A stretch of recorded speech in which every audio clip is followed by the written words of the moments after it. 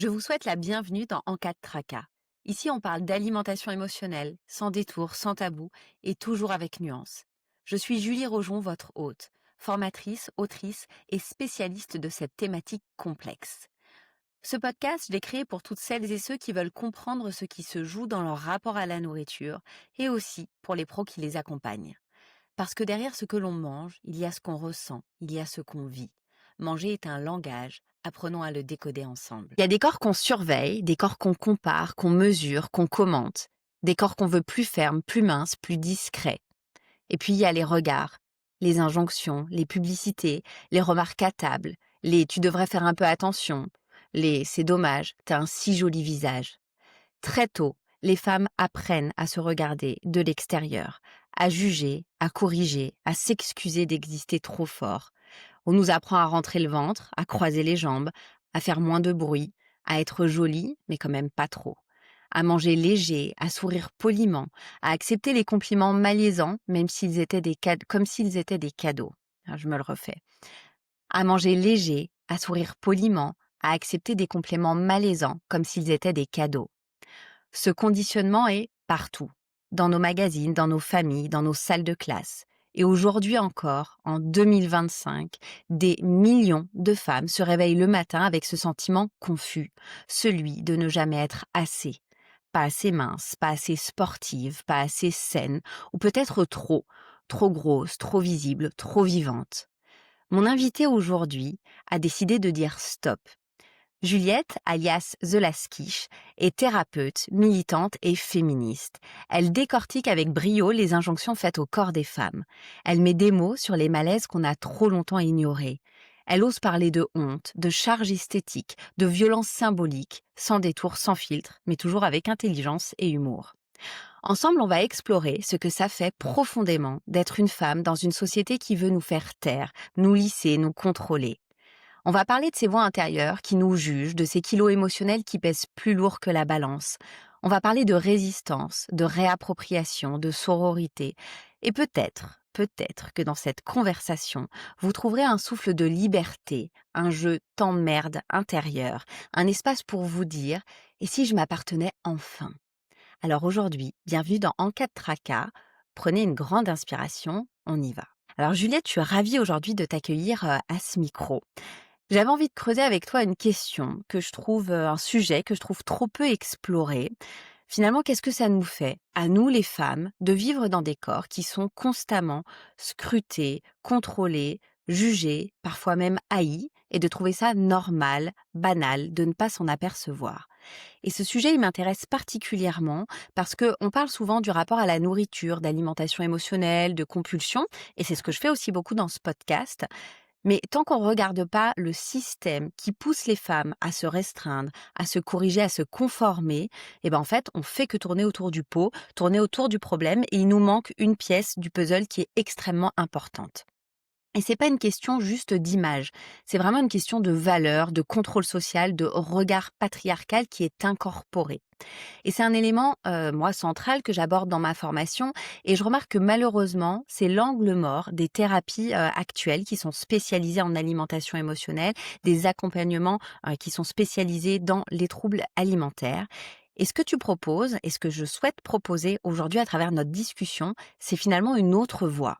Une voie qui politise le corps, qui interroge ce qu'on nous présente comme des normes et qui n'impose pas de s'aimer comme on collerait à un slogan, mais qui au contraire invite à comprendre et à désobéir. Alors selon toi, pourquoi le corps des femmes aujourd'hui et toujours en 2025 est devenu un champ de bataille idéologique? Déjà merci, de me recevoir pour, partager cette discussion, ça va être, hyper intéressant. Par rapport à ta question, bon déjà c'est une très large question, je pense aussi, mais, pour répondre, de manière assez synthétique, ben, déjà je dirais que contrôler le corps des femmes, c'est, contrôler les femmes, juste, purement et simplement en fait. Le corps des femmes, c'est un peu une excuse pour, contrôler la place des femmes dans la société et en fait malheureusement le corps des femmes a été récupéré d'un point de vue, capitaliste, d'un point de vue politique. Et c'est pour ça aussi que du coup, oui, notre corps est, politique en soi parce que chaque décision qu'on prend quand on est une femme par rapport à notre corps, ou même le fait simplement d'exister dans notre corps, c'est politique, c'est scrutinisé, c'est, décortiqué. Et même le fait de disposer de notre corps comme on le souhaite, c'est, politisé, c'est repris, c'est, ben, aussi des droits, qu'on doit défendre en fait en permanence, hein, je pense au droit à l'avortement, ce genre de choses. Enfin, il y a vraiment des, Mmh. c'est plus qu'une question d'apparence, c'est une question de même de jouir de notre corps et d'exister tout simplement, dans la société. Qu'on nous empêche quand même assez bien de faire sous couvert, d'émancipation. Mmh. Moi, c'est vrai que de mon regard, j'ai pas l'impression que les femmes soient émancipées dans l'appropriation qu'elles ont de leur corps, le regard, qu'on a, quand on se regarde, dans le miroir. Et Mmh. finalement, la plupart des femmes qui aussi souffrent de leur rapport à l'alimentation, ben, elles passent largement 50 de leur bande passante mentale à penser à leur silhouette et encore Mmh. 50, je suis plutôt sympa parce que ça peut Ouais. être beaucoup plus. Mmh. Et moi, je me demande à qui profite notre obsession à nous autocorriger, à nous rendre moins, à nous critiquer tout le temps. À qui ça Mmh. profite? Mmh. Bah, je dirais qu'il y a en fait, c'est tout un système d'oppression, qui est derrière tout ça et qui a des enjeux donc bah, capitalistes aussi puisqu'au final, le fait que les femmes, on déteste notre corps, c'est un énorme marché, en fait. Enfin, le fait qu'on nous pousse à Mmh. détester notre corps, il y a une insatisfaction corporelle qui est vraiment, créée par, la société, le patriarcat et qui fait que, ben, voilà, on est amené à peut-être, vouloir changer notre corps, vouloir, contrôler notre corps et cetera et donc bah, ça, bah, on est prêt à dépenser aussi pour arriver à nos fins puisque, on nous fait aussi, miroiter le fait que, bah, si on se conforme aux standards de beauté, aux diktats et cetera, bah, on sera valorisé, on sera encensé socialement, et puis notre valeur, on Mmh. la lie beaucoup à ça aussi, du fait de notre socialisation en tant que femme. Et donc, eh bien, oui, il y a tout un système capitaliste derrière, donc vraiment de d'industrie quoi, que ce soit la culture des régimes ou même l'industrie de la beauté, la chirurgie esthétique, de la mode, enfin vraiment beaucoup d'industries qui se partagent, le gâteau, je dirais, par rapport à tout ça. Donc ça, c'est une première chose aussi, par rapport aux industries. Mais après, je dirais aussi qu'il y a un enjeu, ben, politique, notamment puisque, ben, contrôler, les femmes, c'est quand même contrôler, bah, une majeure partie de la population et pouvoir aussi, l'utiliser, on va dire, à, des fins, voilà, qui correspondent à des agendas vraiment politiques, notamment, si on peut faire un lien avec l'extrême droite, ce genre de choses. Enfin, vraiment, quand même cette, prédominance à contrôler les femmes pour, bah, voilà, les dominer et donc c'est pour ça aussi qu'on retrouve le patriarcat puisque, bah, c'est vraiment, nous dominer pour qu'on reste à notre place, gentiment et que voilà, on soit, des outils en fait, et c'est aussi ça que qu'on intériorise, hein, le fait de s'objectiver, le fait de se voir comme un objet, c'est, quelque chose de très fort aussi donc voilà, ça profite, je dirais à plusieurs, à tout un écosystème, social, culturel, politique, capitaliste, et cetera. Dans lequel on a, grandi depuis, des décennies et qui s'entretient malgré la conscientisation qui me paraît être, aussi assez, récente, mais qui met du temps quand même à porter ses fruits. Et Mmh. tu parlais du coup de la société capitaliste et c'est vrai que le marché français des régimes amaigrissants, est estimé à 2,5 milliards d'euros par an. Moi, c'est des Mmh. chiffres que j'ai découverts en écrivant mon livre, qui m'ont Mmh. absolument, stupéfaite. Et le Mmh. secteur de la minceur dans son ensemble, donc ce sont les produits pour maigrir, pour maintenir un poids qui serait jugé acceptable ou retrouver une silhouette conforme. C'est environ 3,6 milliards d'euros par an et on est juste sur, dans notre hexagone, c'est en France. Ça représenterait 114 euros par seconde de Mmh. dépenses pour maigrir, maintenir un poids qui est stable. Ça me paraît, complètement ahurissant, mais on voit à quel point cette machine est bien rodée et sert à un système capitaliste. Et puis c'est vrai que comme tu le disais, ben, tout ce temps qu'on passe à penser à sa silhouette, est-ce que je suis bien habillée, comment est mon poids, et cetera, eh bien, c'est autant de temps qu'on ne passe pas à, investir l'espace public, à, s'émanciper, à, pouvoir, s'accomplir dans telle ou telle tâche, dans son travail, dans ses activités et c'est un moyen assez perfide effectivement de nous laisser, dans un système où on va pas faire trop de bruit, on va Mmh. pas faire trop de traces et encore une fois, on n'occupe pas à bon escient, l'espace public comme, le font les hommes. Et est-ce que tu crois que cette, pression esthétique que tu viens d'évoquer, est une stratégie finalement consciente, tu évoquais l'extrême droite, ou est-ce que c'est le résultat d'un système qui tourne sur pilote automatique? Est-ce qu'il y a quelqu'un qui tire Mmh. les manettes? Alors, il n'y a pas de bien évidemment derrière de théorie du complot, hein, Oui, derrière, oui. ma question, mais selon toi, qu'est-ce qu'il en est? Mmh. Ah, c'est marrant que tu parles de théorie du complot parce que c'est vrai que quand on parle de ces sujets-là, forcément on parle de système et cetera. On peut croire que voilà, il y a un peu cette dynamique complot. Mais en réalité, c'est vrai qu'il y a beaucoup de choses de toute manière dans la société qui sont, bah oui, régies par, des systèmes d'oppression, par, des systèmes, des agendas politiques, économiques, comme je disais tout à l'heure. Et du coup, par rapport à ta question, alors moi, je dirais qu'il y a un peu des 2. Je dirais que ça a été conscient et ça l'est aussi encore aujourd'hui, plus ou moins. Faut savoir que même la culture des régimes, de base, les origines sont quand même racistes, la grossophobie notamment et c'est un enjeu raciste.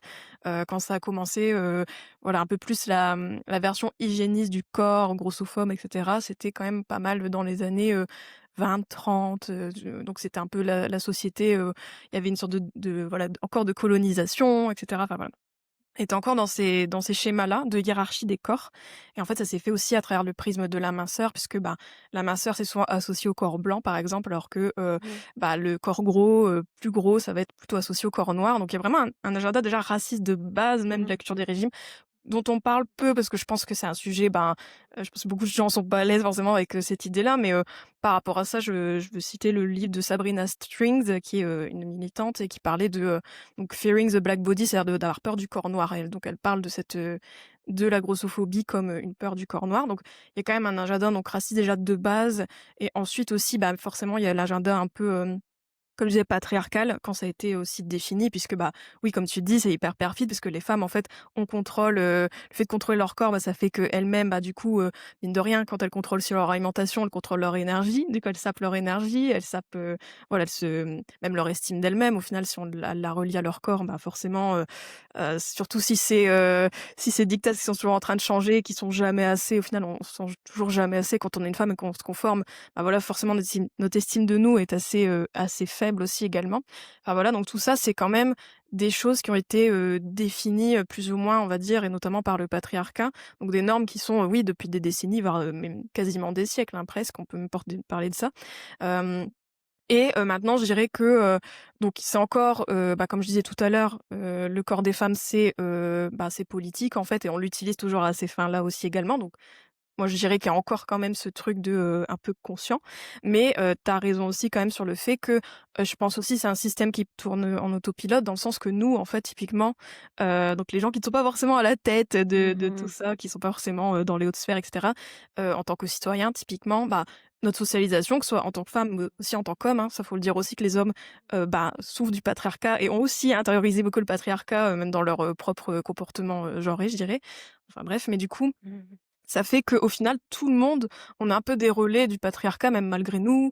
Les femmes, même nous, hein, on est, misogynes, en fait, on appelle ça la misogynie intériorisée. C'est-à-dire que nous, les femmes, bah, voilà, on va aussi critiquer les autres femmes, ce genre de choses. Et du coup, tout, en fait, on se surveille. Voilà, en fait, le patriarcat, c'est un système, OK, mais c'est aussi des comportements qui sont tellement normalisés, aussi, qu'on remet pas en question.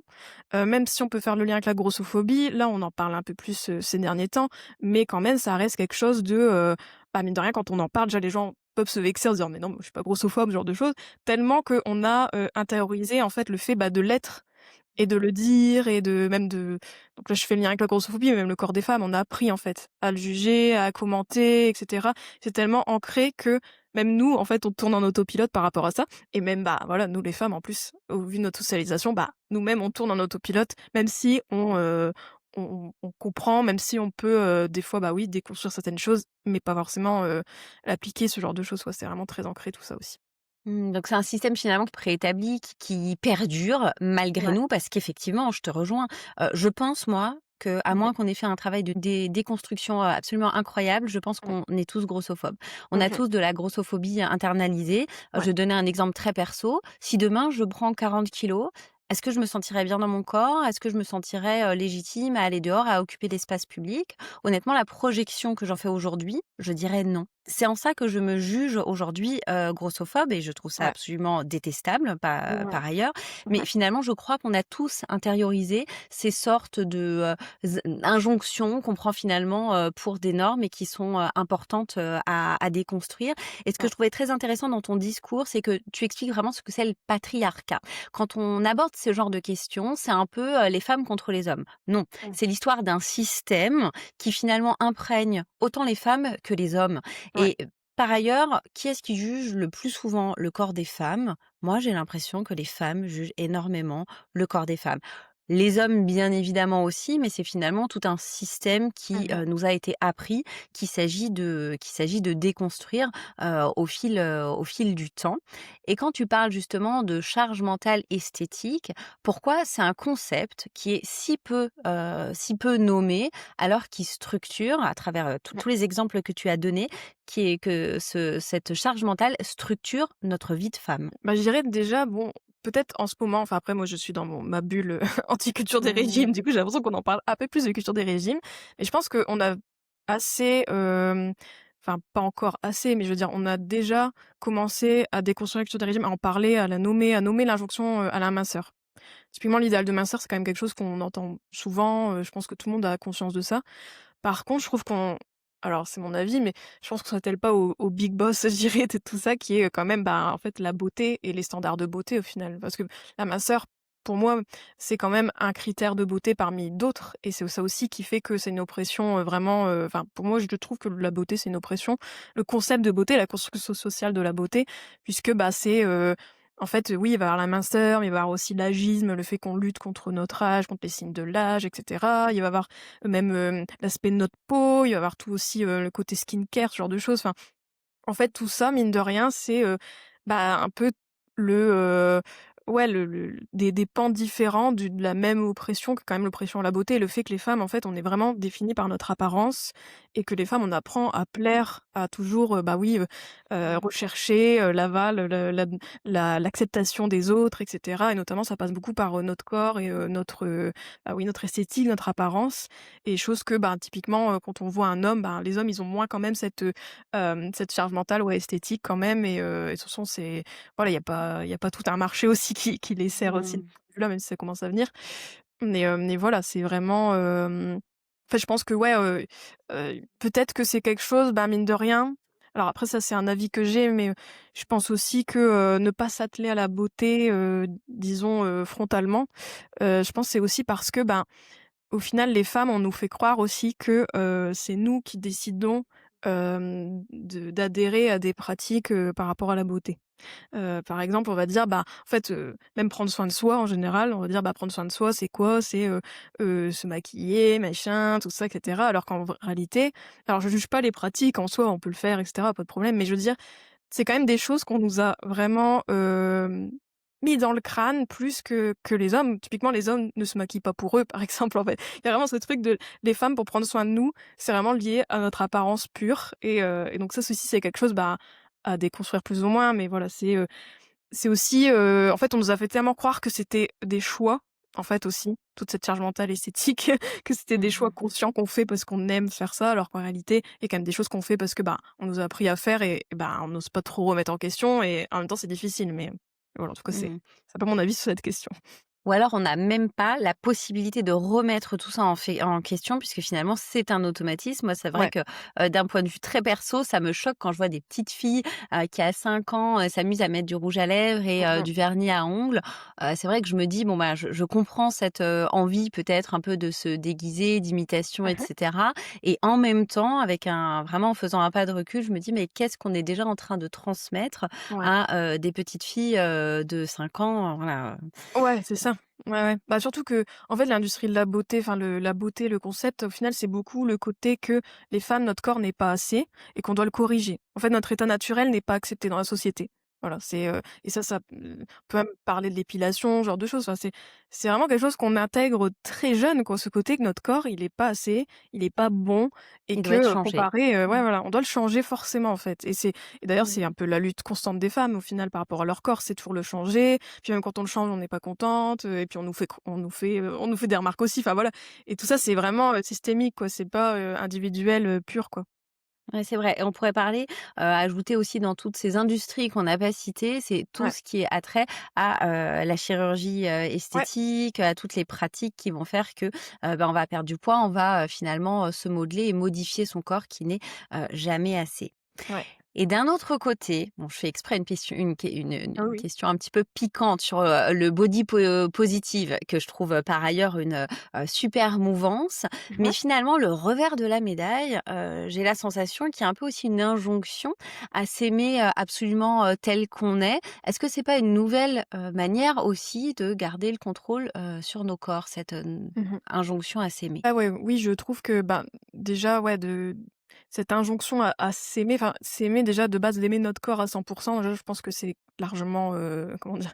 Pas possible, mais quand même, en fait, parce que là, comme je disais, tout à l'heure, on notre insatisfaction corporelle, elle est, normative, en fait et on l'a tous plus ou moins, même les hommes, hein, au final, ils peuvent aussi être insatisfaits de leur corps, mais les femmes beaucoup. Mais, du coup, s'aimer à 100 c'est quand même une marche très haute et c'est vrai que on peut se juger aussi de pas arriver à s'aimer alors qu'en réalité, je pense que sans vouloir forcément chercher à s'aimer, on peut déjà chercher, à s'accepter ou du moins même tolérer. Même d'être neutre plus par rapport à notre corps, voire un peu, plus en faire moins un sujet déjà. Ça peut être déjà, une première étape plutôt que de chercher forcément à aimer notre corps, à l'encenser, voilà. On n'est pas obligé de le célébrer, même si, voilà, s'il y a des femmes qui trouvent leur libération dans, cette, comment dire? Cette tendance à s'aimer, bah, pourquoi pas, hein, mais c'est vrai que pour la plupart des femmes, ça va être un peu oppressif aussi de s'obliger à aimer son corps au final, donc oui, oui. C'est ça et finalement arriver moi j'aime bien cette idée de arriver à une sorte de neutralité. Ouais, Mon corps il me plaît pas, mais finalement, c'est un sujet que je mets à distance, c'est mon véhicule de vie et je le mets de ouais. côté pour pouvoir vivre ma vie parce que, tant que je vais être concentrée sur est-ce que je m'aime, est-ce que je m'aime pas, toutes ces questions-là et Mmh bien mh. finalement c'est autant de questions, d'injonctions, de pressions qui vont m'empêcher de vivre complètement, ma vie. Et comment t'expliques que, des femmes qui sont, brillantes, sensibles, conscientes, féministes aussi, hein, parce qu'il y a Mmh. beaucoup de femmes féministes qui Ouais. souffrent de leur rapport au Mmh. corps, restent tant vulnérables face au miroir? Mmh. Ouais, moi j'aime bien cette question parce qu'en réalité, moi c'est vrai que j'ai beaucoup de clientes qui, se revendiquent féministes, et cetera et des fois, bah, se trouvent un peu, perdues puisque, bah, mine de rien, même si elles savent, elles ont conscience du patriarcat, tout ça, même de tout ce que j'enseigne et cetera, on va dire, tout ce que j'aide à déconstruire, bah, mine de rien, il y a certains réflexes qui reviennent, toujours un peu une autocritique, ce genre de choses et du coup, elles se sentent un peu, en échec parce qu'elles se disent: «Bah, comment ça je suis féministe, mais ça, Mmh. c'est dur à remettre en question et cetera et mine de rien, je nourris encore un peu le système, malgré moi».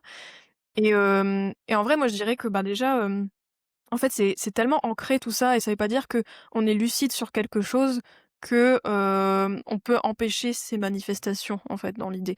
C'est-à-dire que, bah, on peut être consciente du patriarcat, de toutes ces injonctions à la beauté, mais quand même, bah, oui, des fois se voir et se maltraiter un peu dans le miroir ou ce genre de choses ou se dire: «Bah, ah, bah, là, je me trouve pas belle, je suis pas contente». Enfin, c'est pas que, en fait, moi, je pense que faut pas non plus que ça soit un jugement, en fait, tout ça et au contraire, moi, je pense qu'il faut peut-être faire plus preuve d'autocompassion par rapport à ces sujets-là et se dire que, ben, en fait, voilà, c'est un système et le but, c'est pas de, forcément être, toujours, en fronde totale et avoir tout déconstruit et machin, mais pas du tout, mais juste, voilà, déjà être consciente de ça et bah, voilà, d'avancer pas à pas et puis c'est pas grave si des fois, bah, on se fait encore un petit peu avoir, on va dire, par tout ça, c'est aussi, voilà, c'est tout un système, contre nous qui dure et qui est hyper puissant aussi, quoi. C'est, même l'appareil médiatique, l'appareil politique, enfin, je veux dire, nous, qui sommes-nous en tant qu'individus, quoi, des fois pour, tout remettre en question, quoi. Je veux dire, c'est pas évident donc faut accepter aussi ça, je pense.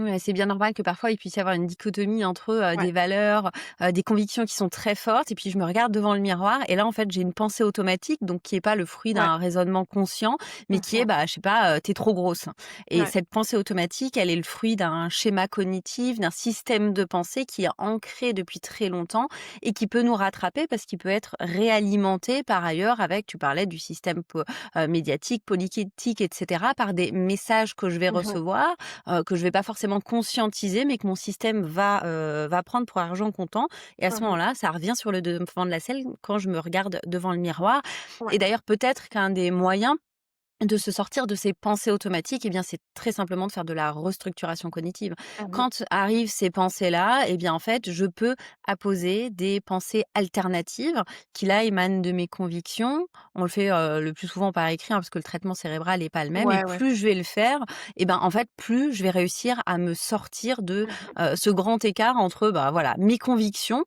et puis ce que je vois apparaître dans mon quotidien. Et effectivement, Mmh mh. c'est possible et c'est pas de notre faute. Et est-ce que cette charge, esthétique pour toi, tu l'as dit un peu tout à l'heure, est vécue différemment selon les milieux sociaux, les corps, les histoires? Comment est-ce qu'on se balade avec ça? Mmh.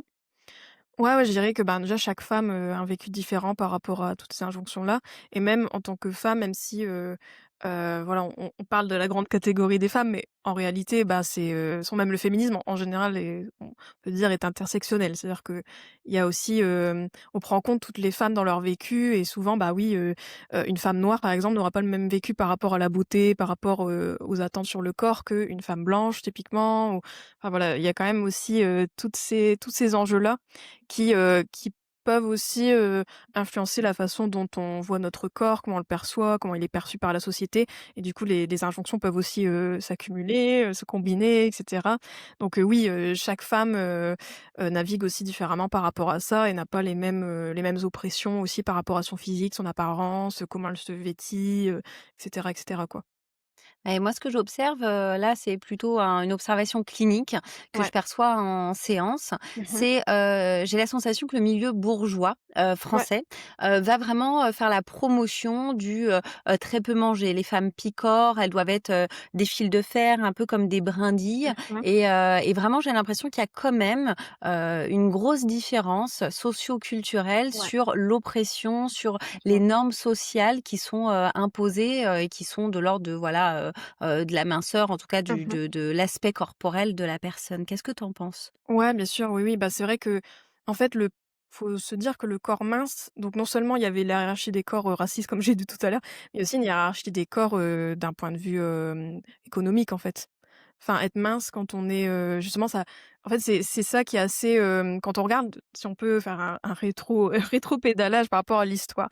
En fait, avant, on avait donc il y a des époques où, au contraire, l'opulence était signe de richesse. En fait, quand on était plus gros, bah, voilà, ça signifiait qu'on avait accès à des ressources, qu'on était, voilà, on a un pouvoir économique et cetera. Alors que là, maintenant, ça s'est inversé, notamment avec la culture des régimes et les diètes de minceur. C'est-à-dire qu'au contraire, être mince, c'est aussi témoigner d'une certaine, catégorie sociale, d'un certain pouvoir économique et cetera, d'une certaine, voilà, classe sociale et du coup, bah, oui, forcément, il y a aussi c'est pour ça qu'il y a encore, bah, c'est pour ça, hein, c'est vraiment tout ça, c'est vraiment, il y a tellement d'injonctions et de discriminations et cetera mais oui, on peut dire que l'idéal de minceur, c'est aussi classiste et que en fait, c'est une façon aussi d'opprimer, les personnes pauvres qui ont peut-être n'ont pas accès, oui, je sais pas, à de la nourriture, plus de qualité, peut-être, voilà, n'a pas forcément les moyens de, s'acheter, les fruits et légumes, bio, machin, de, la personne qui est mince et qui du coup peut contrôler, voilà. Enfin, il y a vraiment c'est quand même lié, aussi pas mal aux sphères économiques, un peu la lutte des classes, on va dire, par rapport à Ouais, tout ça complètement. et Mmh. Complètement. C'est vrai que, très objectivement, on voit une grande différence entre les classes socio-culturelles et mmh des classes qui pourraient être dites, bourgeoises ou des ouais. classes, voilà et qui correspondent à, des cadres supérieurs et puis des personnes, qui évoluent avec, des stades, de pauvreté, qui, Mmh. voilà, qui n'ont pas aussi les mêmes, la possibilité d'avoir, les mêmes, pensées, les Mmh. mêmes centres d'intérêt, que des personnes, qui vont avoir les moyens financiers. Donc bien évidemment, ouais, je Ouais. te rejoins là-dessus. C'est vrai qu'il y a une grosse différence entre, ce qu'on pourrait appeler les classes sociales et il y a vraiment une lutte des classes, au niveau en tout cas du poids et des injonctions qui sont, apportées, aux femmes. Et si on accepte, que la haine du corps est une violence structurelle, hein, ce qu'on se dit Mmh. un peu depuis tout à l'heure, en quoi ça éclaire différemment nos comportements alimentaires? Tu vois, une fois vraiment qu'on intègre, qu'on comprend ce concept-là, en quoi ça change notre comportement Mmh. vis-à-vis de la nourriture? Bah, je dirais qu'en fait, nos comportements alimentaires sont influencés, largement par cette, haine du corps, en fait, de base. C'est-à-dire que, bah, quand on est une femme, on nous apprend donc à détester notre corps, à le changer. Donc du coup, on va souvent avoir tendance, bah, à se restreindre, à faire ce que la cure des régimes nous invite à faire, c'est-à-dire, voilà, se sous-alimenter et cetera. Et puis même, voilà, il y a toute la logique aussi, patriarcale derrière le fait de se sous-alimenter pour nous contrôler, enfin bref.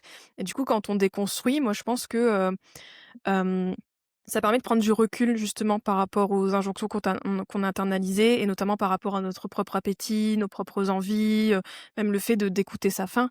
Typiquement quand on est une femme, voilà, comme je disais, comme on est invité à se restreindre, bah, voilà, notre faim, on va avoir tendance à ne pas l'écouter, à douter d'elle ou ce genre de choses, à douter de nos besoins, à pas être connecté même déjà à nos besoins. Alors que quand on déconstruit petit à petit, je trouve ce genre de choses, ça ça donne un autre éclairage, ouais, sur, notre propre rapport à l'alimentation qui est forcément, plutôt impacté par tout ça, toutes ces normes et toutes même la socialisation en fait, d'une femme quoi, par rapport à ce qu'on disait tout à l'heure par rapport aux femmes bourgeoises. Mais c'est vrai qu'en général, les femmes ont appris à manger léger, à picorer, à ne pas montrer qu'elles ont de l'appétit, j'avais fait un épisode dessus, d récemment sur mon podcast. Mais voilà, c'est quand même des choses, des normes quand même sociales qu'on a intégrées et qui se jouent du coup dans notre rapport à l'alimentation. Donc de faire un pas de côté, ça peut nous aider aussi à observer, la voie de la cure des régimes, la voie de la restriction et la voie qui nous dit voilà qu'on peut contrôler notre corps, tout ça quoi. Donc si je comprends bien, c'est finalement ce que ça peut changer de comprendre Mmh. tout ça, c'est Mmh. d'arrêter d'externaliser nos comportements, de répondre à des injonctions X ou Y, d'ailleurs qui sont, très souvent aussi antinomiques, hein. Je dois Ouais. picorer et en même temps je dois avoir bon appétit quand je sors, avec, des Mmh. personnes. Ouais. Et en fait, on apprend à réécouter les messages de notre corps, notre appétit, Mmh. notre rassasiement, notre satiété, ce qui nous Ouais. fait plaisir et donc on passe d'un concept d'externalisation à internalisation et finalement, on va se reconnecter à tout ce qui est de l'ordre de l'interoception, donc Ouais. du ressenti corporel. Exactement. Et d'après toi, est-ce qu'on mange trop aujourd'hui en tant que femme ou est-ce qu'on se restreint trop?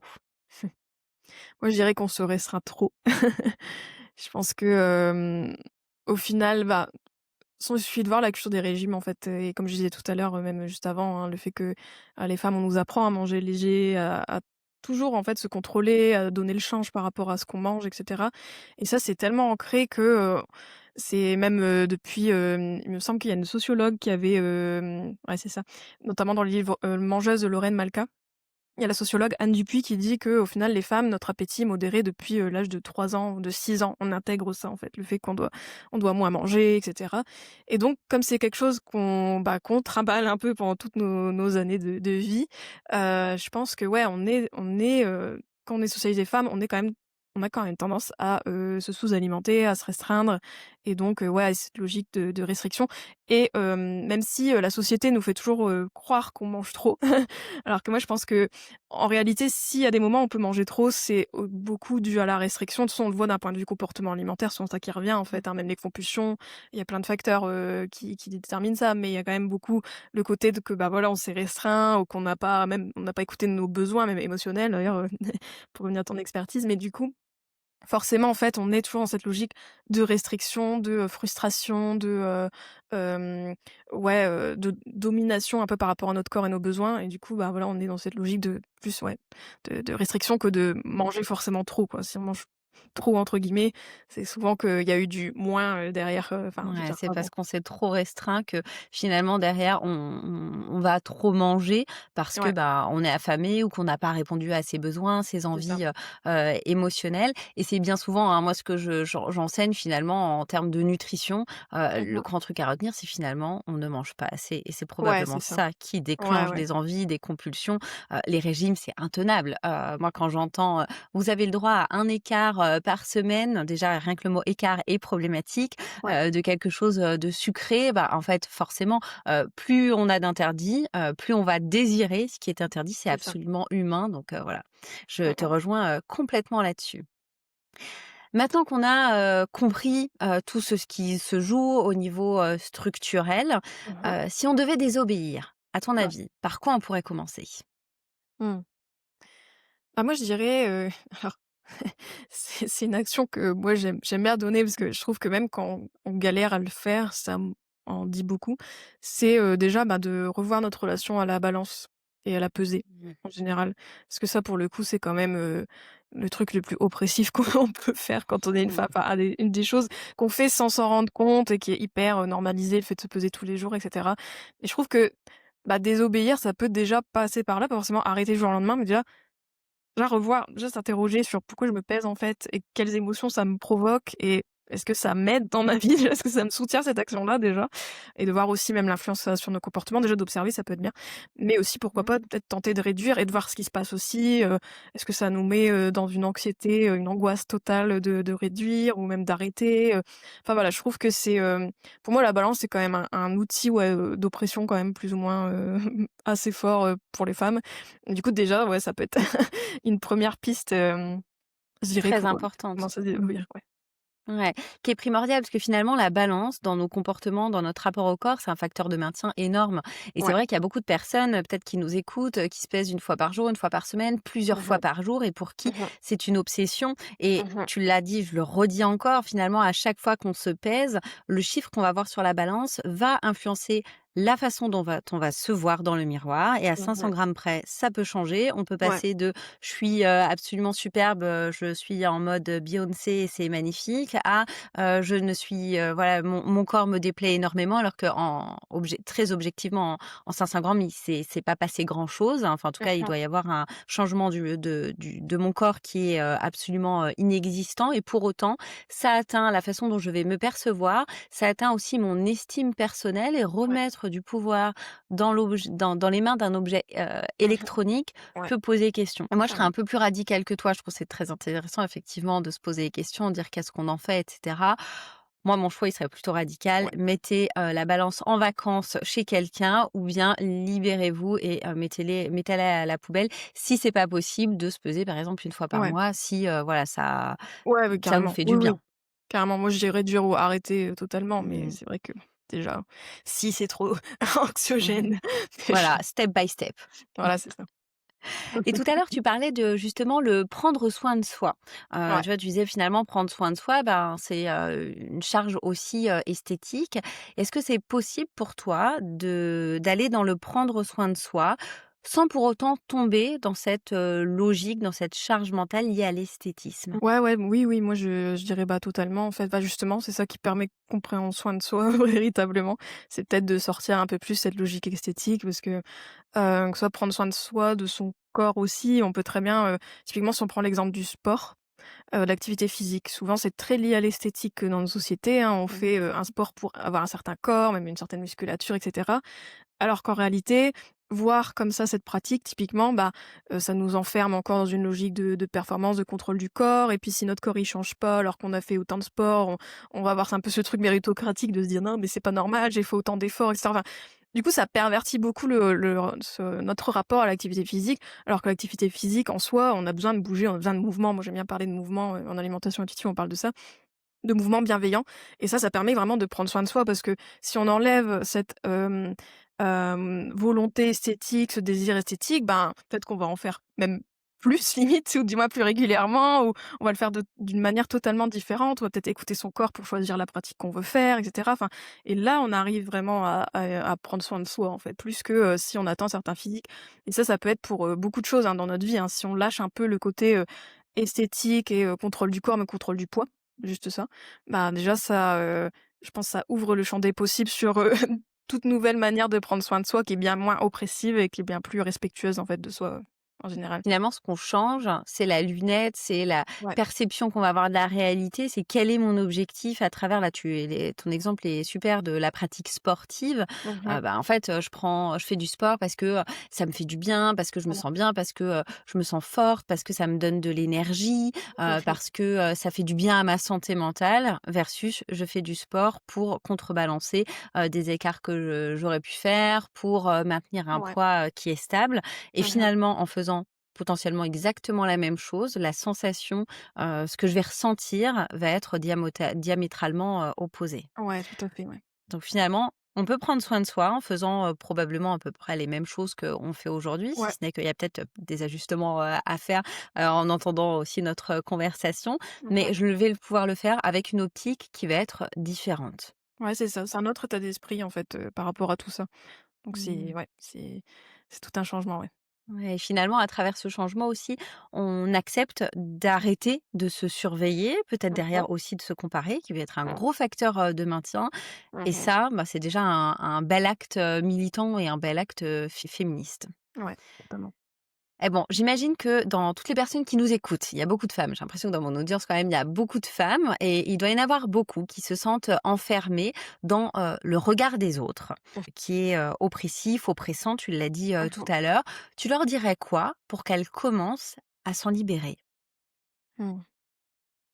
Bah, je dirais alors après là, ce que je vais te dire, c'est toujours pas à pas, hein. Moi je je suis toujours partisane du plus petit pas, toujours voilà déjà même, écouter notre conversation, c'est déjà un grand pas, je pense aussi. Mmh. Même de s'éveiller à tout ça, de peut-être s'informer, de voilà tenter de déconstruire par soi-même, déjà ça peut être un beau premier pas. Mais je dirais, bah, par rapport au regard des autres, je dirais déjà en fait, d'essayer de vivre pour soi le plus possible, en fait, et de voir, dans sa journée, même typiquement, les moments où on concède aux autres, où on choisit en fonction de ce qu'on pense que les autres veulent et cetera. Ça, c'est alors ça va peut-être vous donner le vertige au début parce que c'est vrai qu'il y a beaucoup de choix qui sont faits, en fait, en fonction de ce que, voilà, on pense que les autres vont projeter sur nous et cetera. Mais de se dire, bah, voilà, est-ce que, typiquement, voilà, même le choix qu'on va faire à la cantine, le midi au self ou j'en sais rien, bah, peut-être que, si, on est dépendant du regard des autres, on va peut-être prendre, je sais pas, un truc, hyper léger pour, encore donner le change parce qu'on est une femme ou, est-ce que, bah, non, on va prendre vraiment ce qu'on a envie parce qu'en fait, bah, fuck it, vas-y, on prend ce qu'on veut et cetera et je pense que c'est des micro-actions. Moi, j'aime bien d'ailleurs, c'est une notion qu'on voit aussi même dans le féminisme. Il y a récemment, il y a une tendance qui a émergé qui est, le microféminisme. C'est-à-dire, en gros, bah, c'est quoi tes actions du quotidien qui renforcent ton féminisme et cetera? Des moments où, voilà, tu as dit un petit peu fait, quoi, même si c'est pas des trucs, révolutionnaires. Déjà, donc je vous invite à vous-même chercher ces micro-actions, ces micro-féminismes au quotidien et que ce soit dans votre rapport à l'alimentation, dans votre rapport au corps et de dire: «Bah, OK», déjà même d'observer qu'est-ce que vous faites par rapport aux autres et peut-être, bah, oui, de changer, de d'oser, faire des choix différents, en fait. Mmh, et un peu plus chaque jour. Voilà. Et ce que je retiens de cette conversation avec toi, Juliette, eh bien, c'est que faire la paix avec son alimentation, ça commence quand même par faire la guerre aux injonctions, par Mmh mh. les remarquer, par faire des pas de côté, comme tu le disais, avec des micro-actions. Mmh.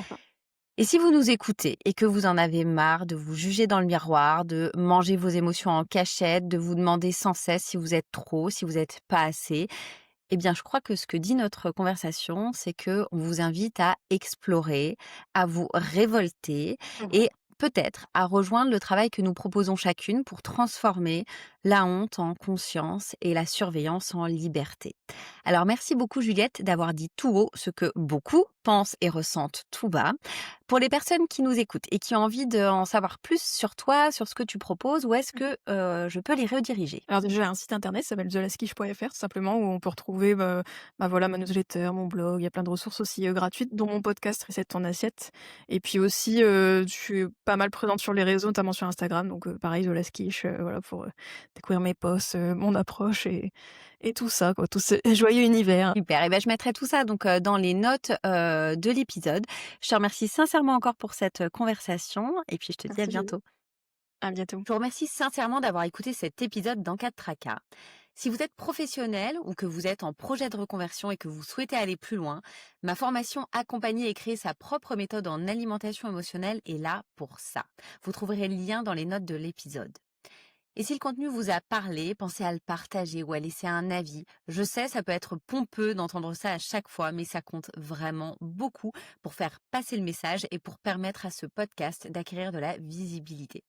Alors je vous dis merci et à très vite dans un prochain épisode. Et d'ici là, prenez soin de vous.